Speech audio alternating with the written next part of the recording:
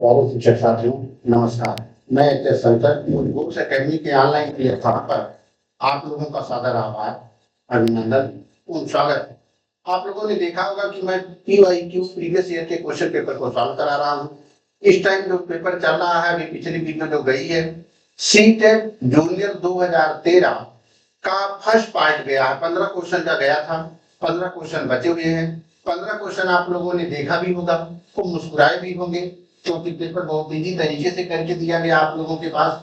कई लोगों ने उस पर जो अपनी प्रतिक्रिया भी दी है, कई लोग अभी लगन में भी चल रहे हैं, तो लगन से कुछ लोग खाली होने के चक्कर, देखिए भाई लगन करते रहिए, लेकिन समय निकाल कर 1 घंटा जरूर देख लिया करें, क्योंकि 1 घंटा अगर आप लोग नहीं निकालते हैं अभी, तो सब इकट्ठा हो जाएगा, और सब इकट्ठा होगा तो पेडागॉजी क्वेश्चन वही आप लोगों की पुरानी बात आएगी कि सर पेडागॉजी वाले क्वेश्चन गलत हो जा रहे हैं। क्यों? क्योंकि वहां भाषा समझना, और भाषा में कहीं इधर उधर किए तुरंत प्रश्न गलत हो जाएगा।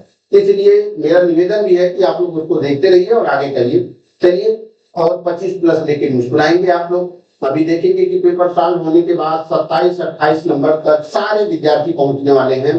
चलिए क्वेश्चन की तरफ चलें। पिछली वीडियो में हम लोगों ने 105 किया था, अब 105 के बाद आगे हम लोग कैसे करेंगे, चलिए जरा देखते हैं। क्वेश्चन नंबर 6 पर हम लोग चलते हैं। क्वेश्चन नंबर 6 में दिया गया है 106, कक्षा 7 के शिक्षक कक्षा में निम्नलिखित समस्या पर चर्चा करना चाहते हैं। क्या करना चाहते हैं भाई? चर्चा करना चाहते हैं। एक वर्ग को 4 सर्वांगसम आयतों में विभाजित किया जाता है।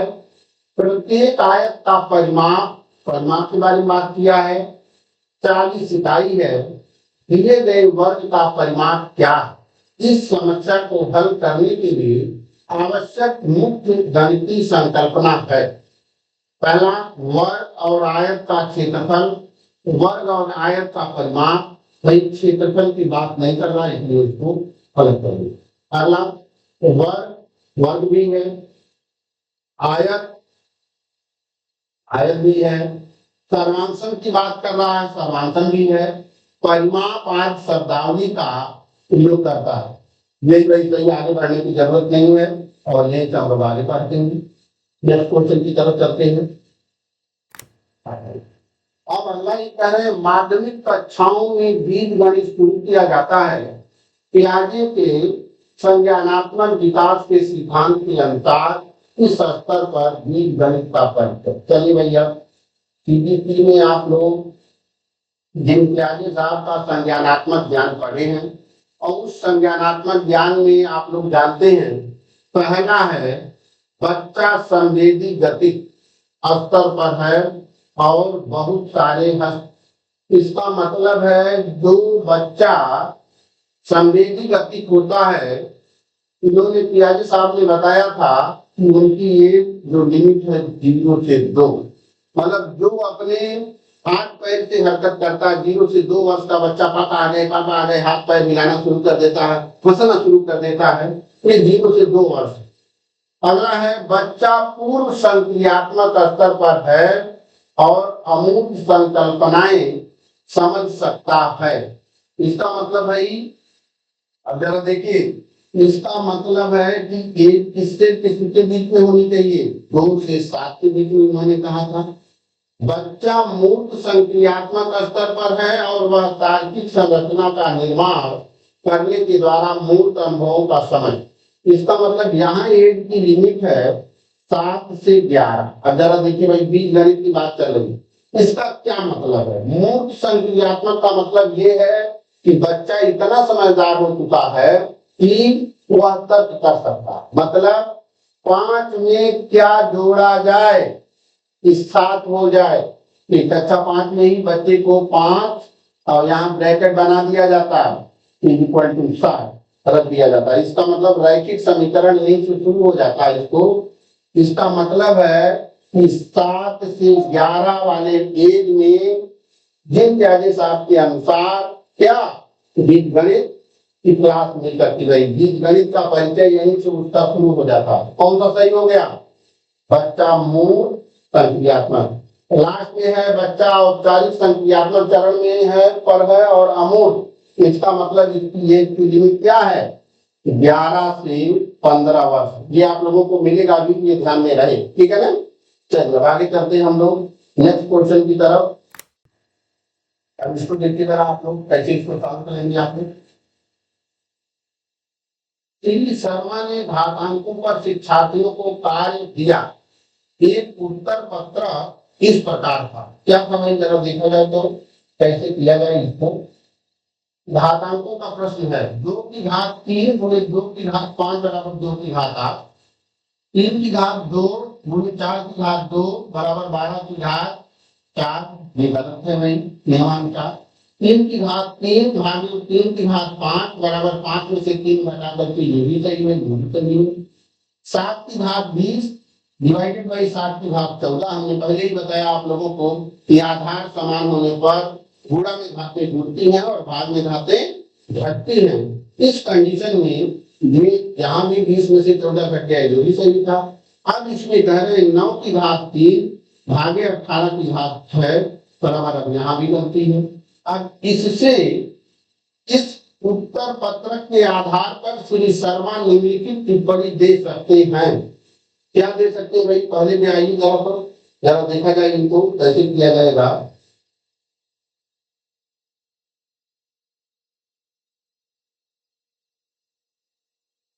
लेकिन कैसे करेंगे इसको। पहला है कि बच्चा घातांक के नियमों के नियम समझ गया है और भली प्रकार से उसका अनुकूल। नहीं भाई, ये गलत है। ये पहला इनका गलत। फिर अगला, अरे बच्चा घातांक के नियम समझ गया है लेकिन उसने लेखन त्रुटियां की है। ये नहीं, आपको यहाँ से पता चल गया है कि आधार समान वाले को सॉल्व करना जान रहा, बट आधार जिसका समान नहीं है उसको घातों का प्रश्न सॉल्व करना नहीं आ रहा। अब देखिए तो बच्चा घातांक के नियम समझ गया लेकिन उसने 2 संख्याओं के भाग वाले सवालों का अभ्यास नहीं किया। ये भी नहीं। जहां आधार समान होता उन केसों में घातांक नियम समझ गया है, लेकिन जहां आधार अलग है उस केस में नहीं, इनका सही। जरा आप देखिए तो आगे चलते हैं हम लोग।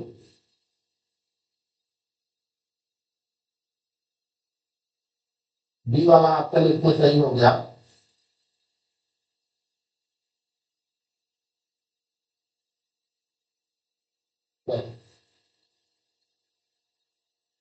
इसमें क्या है, अब इसमें कह रहे हैं, ये प्रश्न आप लोग पिछले वीडियो में पाए थे कहीं। क्या वेल मिलेट ज्यामिति विचार के स्तर के अनुसार ज्यामिति समझ के 5 स्तर हैं। भाई ये हमने पढ़ाया था आप लोगों को। विजुअलाइजेशन, एनालिसिस, अनौपचारिक, निगमन औपचारिक और दृढ़ता। कक्षा 7 के विद्यार्थियों को चतुर्भुजों को उनकी विशेषताओं के आधार पर वर्गीकृत करने के लिए कहा गया। शिक्षार्थी व मैंने के ज्यामिति विचार के अनुसार वही क्या होगा। हमने कहा कि जहां ये बताया जाए चतुर्भुज को उनके गुणों के आधार पर बताया जाए कि वह चतुर्भुज जिसकी चारों भुजाएं बराबर हो, प्रत्येक कोण समकोण हो, उनके विकर्ण आपस में बराबर होते हैं।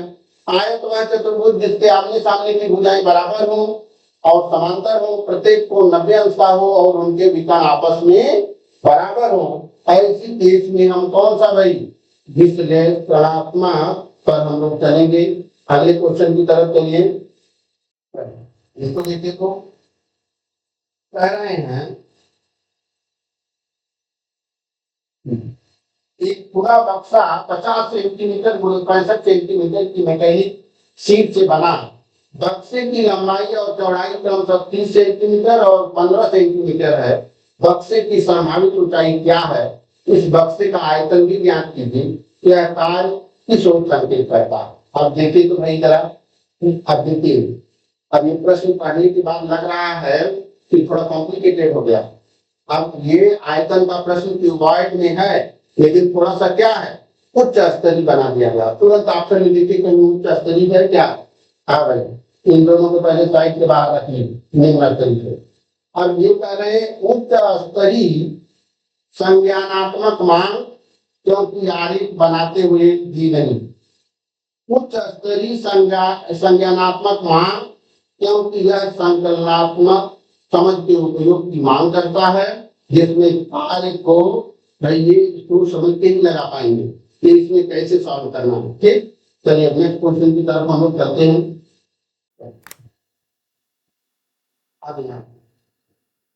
देखो, इसीलिए नजूम ने रेखाओं और कोण के प्रकरण को पूरा करने के बाद कक्षा को निम्नलिखित कार्य दिया। कक्षा को निम्नलिखित कार्य दिया। रेखाओं और कोणों के बारे में अपने ज्ञान का प्रयोग करते हुए निम्नलिखित आकृतियों पर 2 मिनट बोलिए। देखो ये आकृति है, इसको देखने से आप लोग क्या कर सकते हैं। आकृति में मनन को समय बिताने के लिए प्रयुक्त किया जा सकता है। जी में आकृति में खोज पर योगात्मक आकलन के लिए प्रयुक्त किया जा सकता है। जी में मनन पूर्ण और रूपात्मक आकलन के लिए प्रयुक्त किया जा सकता है। अभी इसको रुकेंगे। संप्रेषण करने वाला और खाली समय दौरान कक्षा कक्ष में गणितीय चर्चा को प्रोत्साहित कर सकता है। भाई इसी को क्लिक करिए और एक नंबर लेकर के मुस्कुराते हुए करिए। अरे कक्षा 7 का एक बच्चा किस प्रकार आयत को प्रभावित करता परिभाषित करता है। क्या परिभाषित करता है? आयत चतुर्भुज है जिसके विपरीत पृष्ठ या फलक समांतर और समान। परिभाषा यह बताती है कि बच्चा क्या करता है। आकृति को पहचान नहीं सकता। जी नहीं पहचान सकता है। आकृति की सही विशेषताओं को नहीं जानता। आकृति की विशेषताओं को जानता है, लेकिन परिभाषा में कुछ विशेषताओं की आवृत्ति करता है। कुछ विशेषताएं जानता है, लेकिन परिभाषा को पूरा करने में हाँ भाई अब जरा देखिए। आपको एक विद्यार्थी से आपने पूछा कि भाई आयत क्या है, उसने कहा वह चतुर्भुज जिसके आमने सामने की भुजाएं बराबर होती हैं उसे हम आयत कहते हैं। देखिए कंप्लीट नहीं है। कंप्लीट क्या है? आयत वह चतुर्भुज है जिसके आमने सामने की भुजाएं समांतर और बराबर होती हैं तथा प्रत्येक कोण समकोण होते हैं और उनके विकर्ण आपस में बराबर होते हैं। तो ये कहाँ गई? कुछ विशेषताएं जानता है, लेकिन परिभाषा को पूरा करने में कुछ महत्वपूर्ण बातें छोड़ देता है। इसी को ठीक करना है। देखिए कुछ कहीं पेन नहीं चलानी है, केवल आप लोगों को फ्री में नंबर लेते हुए जाना है। तो रेखीय व्यंजक के योग में एक बहुत सामान्य त्रुटि है 5x + 3 =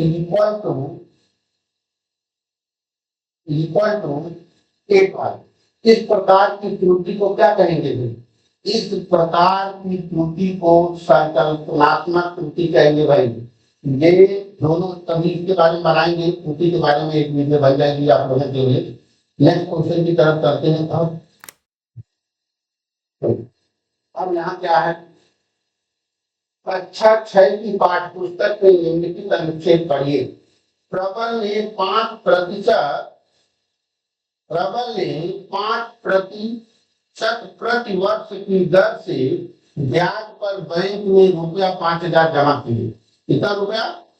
2 वर्ष बाद उन्होंने ₹3500 पढ़ने वाली मेज खरीदने के लिए निकाले। उसने अपने पास बची राशि को अन्य 2 वर्ष के लिए 5% प्रति वर्ष ब्याज दर जमा कर 2 वर्ष बाद वह कितनी राशि प्राप्त करेगा? इस प्रश्न के माध्यम से शिक्षार्थियों में कौन सा मूल विकसित किया जा सकता है? प्रश्न देखिए भैया। ईमानदारी नहीं भाई, ईमानदारी से लेना देना उसका नहीं है। परसेंटेज तो उसने था, दिमाग लगाया कि 5% ब्याज पे दिया और उसने 3500 का एक मेज खरीद लिया पढ़ने के लिए। फिर उसने अपने पास बची राशि को अन्य 2 वर्ष के लिए 5% ब्याज दर पर जमा कर दिया। अब देखिए, तो इसका मतलब धन की बचत करने और उसे समझदार तरीके से खर्च करना, निष्ठा, सादगी। देखिए भाई, अब इसने क्या किया? अब इसने यहाँ धन की बचत करने और उसे समझदार तरीके से खर्च करना भाई शुरू कर दिया। ठीक है ना? आगे चलिए नेक्स्ट क्वेश्चन की तरफ हम लोग। इस प्रश्न को देखा जाए तो कैसे इसको सॉल्व किया जाएगा। ये कह रहे हैं निम्नलिखित एक समस्या है जो अच्छा क्षय से दी गई रेखी व्यंजक के माध्यम से निम्नलिखित कथन को अभिव्यक्त कीजिए। नेहा के पास मेघा की तुलना में 7 से ज्यादा टॉफियां हैं, तो यदि मेघा के पास यक्ष टॉफी है तो नेहा के पास कितनी टॉफियां होगी।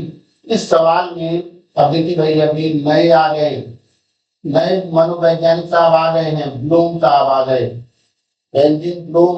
अब इनके अनुसार कैसे भाई संज्ञानात्मक ज्ञान, तो पहला जरा नोट कर लिए तो ब्लूम साहब के बेंजामिन ब्लूम इनका नाम है पूरा, नोट कर सकते हैं कि ब्लूम के संज्ञानात्मक ज्ञान के संज्ञानात्मक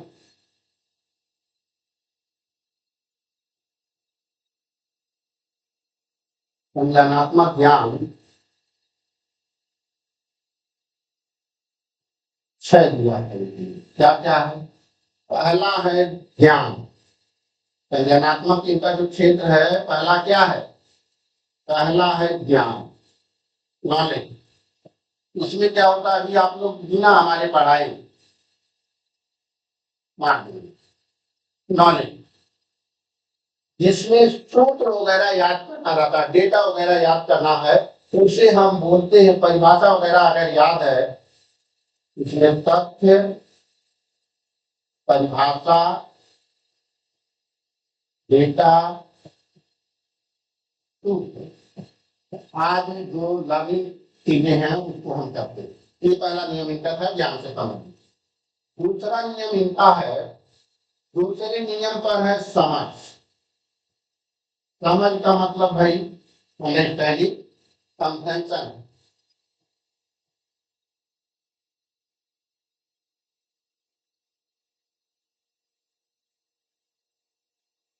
कंप्रेंशन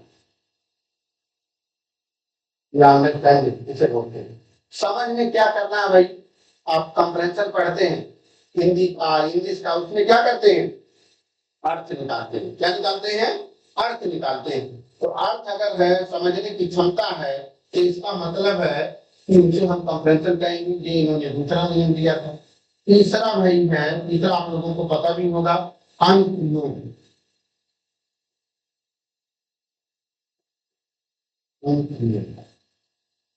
या एप्लीकेशन।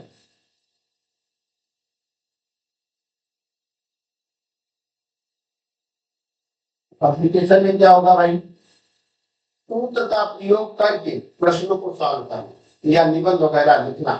सूत्रों का प्रयोग करके क्या करना है, सूत्रों का प्रयोग करके आप प्रयोग कर प्रश्न सॉल्व। ठीक। अब अगला है आपका विश्लेषण। क्या है विश्लेषण, एनालिसिस।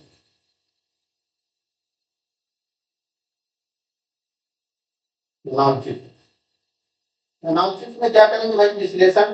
किसी भी बड़ी चीजों को टुकड़े टुकड़े में करके समझाना, एनालिसिस करना। जैसे आप लोग देखते होंगे न्यूज एंकर को, कई सारे न्यूज एंकर हैं।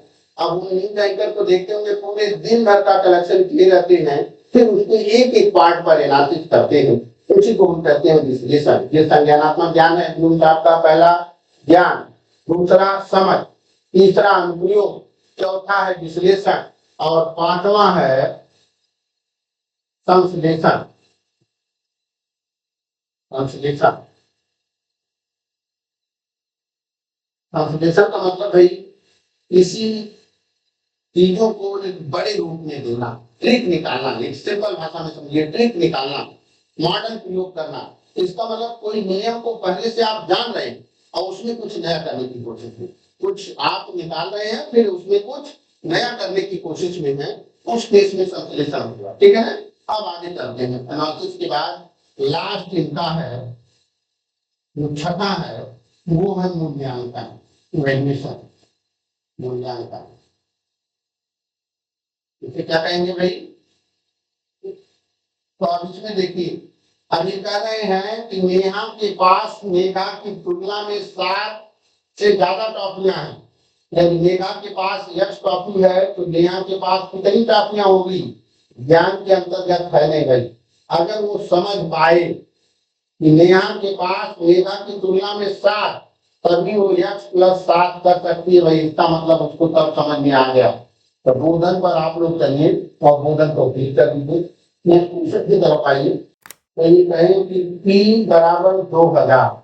P बराबर क्या बोल रहे हैं, 2000।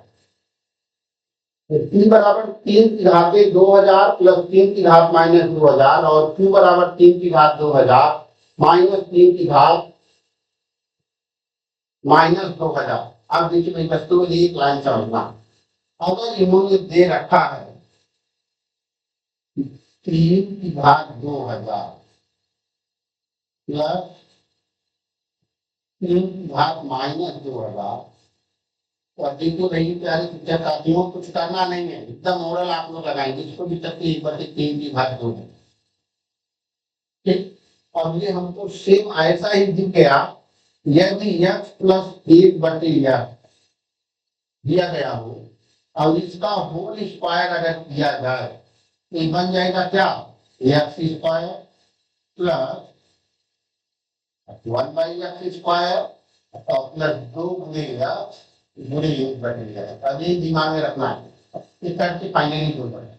ऐसे ही कुछ यहाँ हो रहा तो आप लोगों ने डायरेक्ट यहाँ लिख दिया कि 3² बराबर 3 की घात 2000 प्लस 1/3 की घात 2000 का होल स्क्वायर।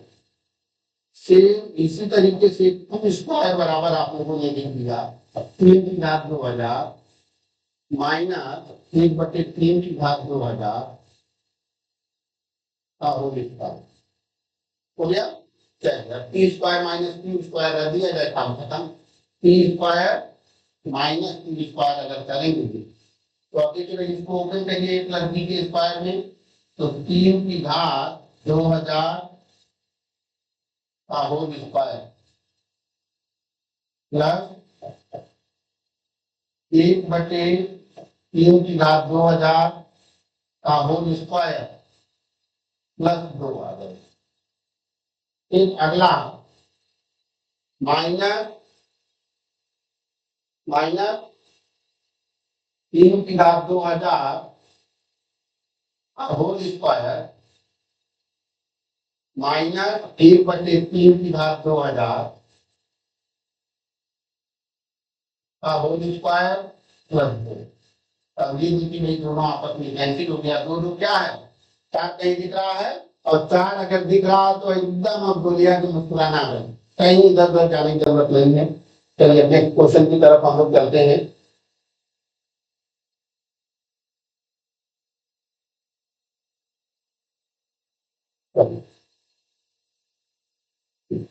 अधिकरण 9 के वर्ग को, बहुत आसान प्रश्न है, सारे लोगों को पाया। देखिए भाई हमारे सारे शिक्षक साथी इस प्रश्न को जान रहे हैं, मुझे लगाने की जरूरत नहीं है, दुनिया के कैंडिडेट भी हैं।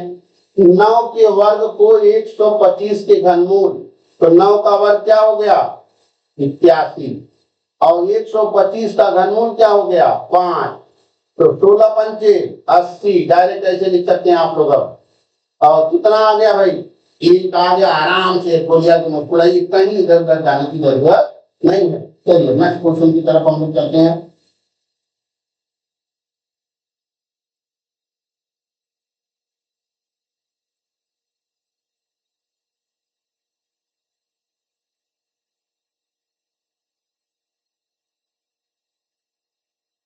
इस प्रश्न को देखते रहिए, ये भी सारे लोगों को आ रहा है, मेरी कोई जरूरत ही नहीं है। तो देखिए वर्ग वर्गमूल पढ़ाते समय हमने शिक्षक साथियों बताया था, सबसे पहले हम इधर से वर्गमूल लेते हैं। तो इसका वर्गमूल कितना आ गया 2, 8 दूनी 16, 16 का वर्गमूल कितना आ गया। देखिए तो जरा इसको अगर लगा रहे हैं आप लोग, ऐसे दिया था 16 अंडर रूट 8 अंडर रूट 4, तो 4 का वर्गमूल आ गया 2, तो 8 में 2 से गुणा किए 16, 16 का वर्गमूल आ गया 4, तो इस 4 में 16 से गुणा कर दिया आ गया 64, और 64 का वर्गमूल कितना? 8 कहीं दिख रहा है क्या? अब दिख रहा है तो सीधे आप लोग क्लिक करके मुस्कुराते चलिए आगे हमारे साथ साथ। चलिए, इतना है 1.2 गुणे 10 की घात 30 का आधा क्या होगा? चलिए तो जरा आधा देखा जाए क्या होगा भाई। 119 प्रश्न पर आ गए आप लोग। अब 1.2 गुणे 10 की घात 30 बटे 2, तो 2 छंग 12 0.6 है। और 0.6 अगर है तो इसको लिख सकते हैं 6 की घात 6 गुणे 10 की घात क्या 29। कहीं है क्या? 6.0 गुणे 10 की घात 29। अब देखिए भाई 19 क्वेश्चन हो गया। अब नेक्स्ट क्वेश्चन की तरफ हम लोग चल रहे हैं। देखिए भाई ये भी सारे लोगों को आ रहा, कहीं कोई दिक्कत नहीं है। अब इसको आरोही क्रम में बताना, किस क्रम में बताना? आरोही क्रम में बताना। सबको बताया गया, इधर के सारे प्रश्न सबको आ रहे हैं। जूनियर का पेपर कहने के लिए है, लेकिन बहुत इजी पेपर है। देखिए कंटिन्यू अब आप लोगों को स्टेप बाय स्टेप चल रहे पेपर। 11 से 12, 12 से 13, वैसे आसान और दिखते हुए चलेंगे पेपर। अब देखिए 3/2 हमने कहा 2/3 अगर है, 2/3 अगर है, चलिए तो 2/3 23/30 9/11 11/15 4/5। अब देखिए भाई हमने बताया था कि अगर आरोही या अवरोही क्रम में पूछे, कुछ नहीं करना आप लोगों को, मस्ती मुस्कुराना। कैसे? कि उसको केवल डेसिमल में कन्वर्ट कर देना। कैसे कन्वर्ट कर देना है? डेसिमल में। 3 6 18 0.6 आ गया। 30 से इसको डिवाइड करेंगे लगभग कितना चला जाएगा? 6 3 18 7 3 21 0.7 आ जाएगा। 11 से इसको डिवाइड करेंगे 11 8 88। 15 से इसको डिवाइड करेंगे 15 से 105। 5 से इसको करेंगे 5 40। आरोही का मतलब होता है किस क्रम में? छोटे से बड़ा। छोटे से बड़ा आरोह माने होता है बढ़ना, पहले भी हमने बताया था। अब इन्होंने कहा कि आरोही क्रम में लिखा जाए तो बीचों बीच जो भिन्न होगी वह कौन सी? अब देखिए पहले नंबर पे तो ये हो गई, दूसरे पर अब इन दोनों में कंपटीशन है, दूसरे में कौन होगी? चलिए गिनी को आगे कर दी। आपने इसमें 7 बार लेके गए थे, 210 और 230 में से घटाएंगे तो बचेगा कितना? 20। 15 सत्ते 105, तो बचा कितना? 5। अब यहाँ एक 0 बढ़ाएंगे 50, यहाँ बढ़ाएंगे 0, तो ये हो जाएगा 30 छक्का 180 और यहाँ बचा 50, तो 15 45। अब ये 73 पैसा, ये 76, तो 20 वाला नंबर कौन सा मिला? 23/20। कौन सा नंबर मिल गया? 23/30 वाला मिल गया। अब देखिए प्यारे शिक्षक साथियों, 15 क्वेश्चन पिछली वीडियो में गई थी, देखे थे आप लोग, और 15 यहाँ। एक भी प्रश्न ऐसा नहीं था जहां आप लोग फंस सकते। पूरा 30 में जो स्टूडेंट, थोड़ा सा जो विद्यार्थी, जो हमारे साथी जो है थोड़े से एक्टिव अगर हैं, तो पूरा का पूरा प्रश्न ले सकते हैं। देखिए 30 में 28 29 भूल चूक से गलती हो जाए वो बात अलग थी, नहीं तो आप लोग पूरा का पूरा नंबर ले सकते हैं और आराम से मुस्कुरा सकते हैं। बोलिया करके नहीं, सर्टिफिकेट लेकर के। किसका? सीटेट 2026 में जो होने वाला एग्जाम। ठीक, अब आप लोगों को नेक्स्ट सीरीज के साथ मैं मिलूंगा। आप लोग वीडियो को जैसे देख रहे हैं, खूब प्यार भी दे रहे हैं, ऐसा नहीं है, नया चैनल है लेकिन आप लोग खूब प्यार दे रहे हैं, खूब अच्छे अच्छे कमेंट भी कर रहे हैं, आप लोग सजेशन भी दे रहे हैं। तो आप लोग ये देखिए, और वीडियो देखने के बाद बिना कमेंट ठीक नहीं है। जितना आसानी से मैं ला रहा हूँ उतना आसानी आप लोग भी कर दिया करिए। लगन बहुत तेज है, थोड़ा आप लोग लगन के साथ साथ वीडियो को भी वॉच करते रहिए। इसी के साथ धन्यवाद। आगे हम लोग फिर नेक्स्ट वीडियो के साथ मिलेंगे। ओके।